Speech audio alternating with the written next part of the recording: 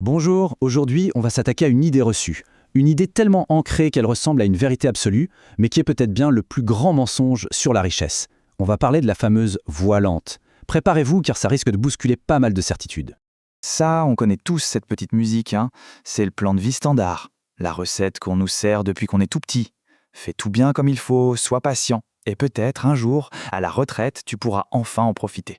Mais voilà, la question qui change tout. Et si ce chemin, que tout le monde semble suivre sans se poser de questions, n'était en réalité qu'un leurre, une sorte de piège bien déguisé en route sécurisée? Bon, alors, c'est quoi exactement cette voie lente? C'est ce fameux plan qu'on nous a vendu comme étant la seule et unique façon de faire. Mais quand on gratte un peu le vernis, on va voir ce qu'il y a vraiment dessous. L'enrichissement lent, en gros, c'est un deal. Un deal où on échange sa vie, sa jeunesse, son énergie, contre la promesse d'être riche plus tard, très tard. D'où son petit surnom assez parlant, la richesse en fauteuil roulant. Ça fait rêver, non? Et voilà le cœur du problème. C'est un jeu où la seule chose qu'on mise, c'est notre temps. Notre vie, en fait. C'est un pari qui est quasiment perdu d'avance parce que même si on gagne à la fin, on a sacrifié l'essentiel en cours de route, le présent. Et attention, ce n'est pas juste une question de philosophie, c'est mathématique. La voie lente, c'est une sorte de prison dont les barreaux sont des chiffres, une équation impossible à résoudre. Voici l'équation en question. La richesse, ici, est une addition de deux choses, le travail et les marchés financiers. Le point commun entre les deux, ils dépendent entièrement du temps. Le temps, c'est le mot-clé. Et c'est justement là que tout le système s'effondre.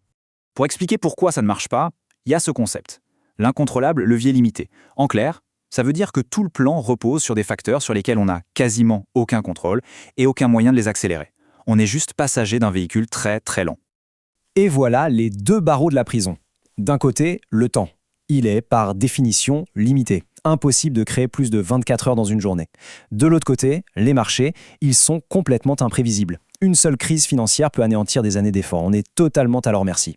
Et maintenant, on arrive à la partie la plus croustillante. Le paradoxe des experts, des gourous de la finance qui nous vendent ce plan. Il y a comme une légère contradiction entre ce qu'ils disent et ce qu'ils font. On les connaît par cœur, ces conseils, non? Mettez 10% de côté, arrêtez d'acheter des cafés trop chers, investissez patiemment. Bref, le guide du parfait petit épargnant frugal. Ok, mais la vraie question, celle qui fâche un peu, c'est est-ce que eux, ils sont devenus riches en appliquant leurs propres conseils? Est-ce que leur fortune s'est construite en se privant de café au lait? La réponse est absolument pas. Voilà comment ils ont fait en réalité. Ils ont créé quelque chose, un livre, un cours, une entreprise. Ils ont bâti une marque. Et ils ont vendu leurs produits à très grande échelle. Ils n'ont pas du tout pris la voie lente, ils ont construit leur propre autoroute. Et cette citation, elle résume tout. Leur richesse ne vient pas de la frugalité qu'ils enseignent, mais du business qu'ils ont créé en vendant cette idée de frugalité. C'est quand même un sacré paradoxe. Bon, d'accord. Si la voie lente est une impasse, c'est quoi l'alternative? Eh bien, c'est là qu'on parle de l'autoroute. Une philosophie totalement différente pour une destination qui n'a rien à voir. Alors attention, il faut clarifier un point crucial. L'autoroute, ce n'est pas l'enrichissement facile, ça c'est une arnaque. L'autoroute, c'est l'enrichissement rapide, ce qui est très différent. C'est un processus, ça demande un travail acharné, mais sur quelques années, pas sur toute une vie. Voilà la différence fondamentale. Sur la voie lente, on échange son temps contre de l'argent. C'est le principe du salariat. Sur l'autoroute, on construit des systèmes, une entreprise, un produit, un service qui travaillent pour nous. On se déconnecte de cette équation temps contre argent. Les principes de l'autoroute sont simples. D'abord, le contrôle. On est au volant, on ne dépend plus d'un patron ou des marchés.